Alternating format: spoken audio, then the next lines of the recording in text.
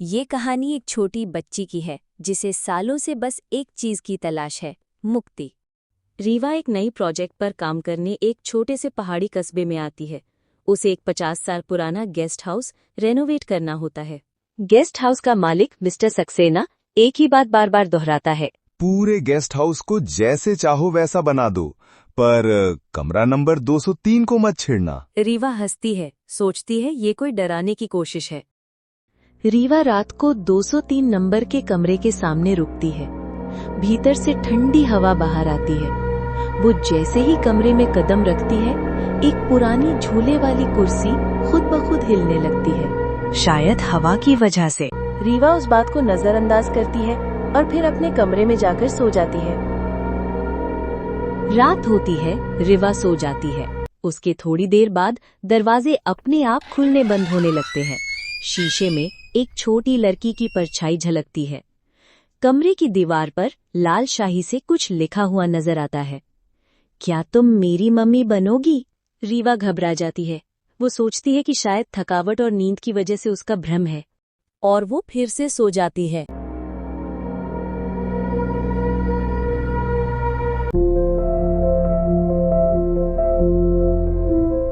अगली सुबह Rewa guest house के स्टाफ से पूछती है, क्या यहाँ पहले कोई हादसा हुआ था? कोई कुछ जवाब नहीं देता, बस चुपचाप सर झुका लेते हैं।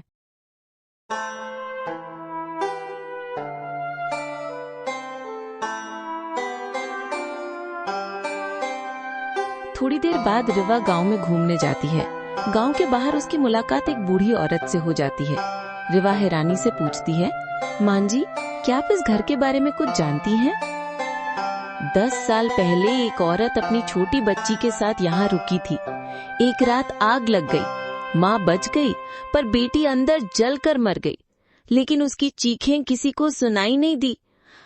अब हर रात वो बच्ची किसी माँ की तलाश करती है। रीवा वापस 203 नंबर के कमरे में जाती है। वहाँ उसे एक पुरानी धूल भरी डायरी मिलती है। वो धीरे धीरे डायरी के पन्ने पलटती है और एक पन्ने पर लिखा होता है, मेरी बेटी को मुझसे ज्यादा किसी की जरूरत है। वो बहुत मासूम है, अजनबियों से जल्दी जुड़ जाती है। अगर मेरी मौत हो गई तो क्या कोई उसका ख्याल रखेगा? रीवा की आंखों में आंसू आ जाते हैं।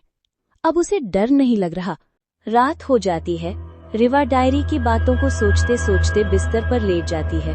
उसी विचार में उसकी आंख लग जाती है। रात के 3 बजे कमरे के कोने में एक छोटी लड़की की आकृति दिखाई देती है। मम्मी, क्या आप वापस आ गई? रीवा कांपती है, लेकिन फिर कहती है, मैं तुम्हारी मम्मी नहीं हूँ, लेकिन तुम्हें अकेले नहीं छोड़ूंगी। लड़की मुस्कुराती हुए हवा में विलीन हो जाती है। अगली सुबह 203 नंबर का दरवाजा खुला रहता है।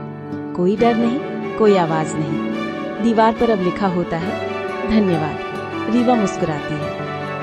हर आत्मा बदले के लिए नहीं आती, कुछ बस चाहती है कि कोई उन्हें सुने, समझे और मुक्ति दे। कमरा नंबर 203 अब बंद नहीं है। वहां अब सिर्फ शांति है और एक अधूरी कहानी जो पूरी हो चुकी है। रीवा अपना सामान पैक कर रही होती है। कमरा अब शांत है, कोई अजीब हरकत नहीं। वो टेबल की दराज खोलती है। अंदर एक पुराना धूल भरा फोटो एल्बम पड़ा होता है। वो फोटो एल्बम उठाती है, झाड़ती है और खोलती है। एक फोटो पर उसकी नजर टिक जाती है। एक छोटी लड़की, वही भूत वाली बच्ची, और उसके साथ उसकी माँ। दोनों हंस रहे हैं। पीछे वही गेस्ट हाउस दिख रहा है। रीवा कुछ पल चुपचाप देखती है, फिर हल्की सी मुस्कान उसके चेहरे पर आती है।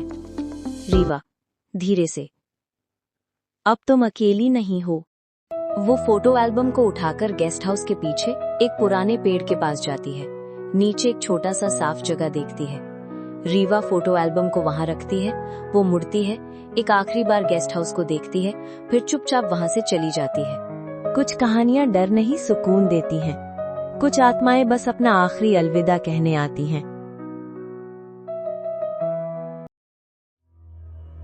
तो क्या रीवा ने उस बच्ची को मुक्ति दिलाई, या फिर ये कहानी अभी भी अधूरी है?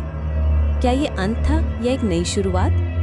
अगली बार मिलते हैं एक नई कहानी के साथ। नई नई कहानियों के लिए जुड़े रहिए हमारे साथ। नई नई कहानियाँ सबसे पहले देखने के लिए बस जुड़े रहिए हमारे साथ और घंटी बजाना मत भूलिए।